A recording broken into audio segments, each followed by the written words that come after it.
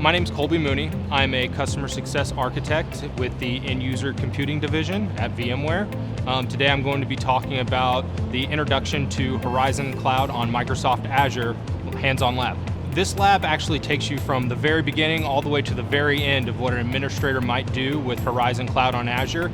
So even like the day zero operations of taking a service provider and capacity in Microsoft Azure and utilizing that with the Horizon Cloud service, all the way to deploying the required infrastructure, creating the pools and assignments, and then even the day two operations, updating the images, doing the monitoring of the environment, those type of things.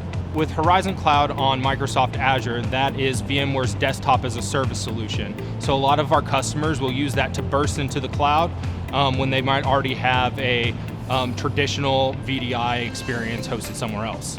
Yep, so anybody that is interested in desktop as a service, like I said, you may already be utilizing some of the traditional VDI that's out there, or if you're brand new to cloud.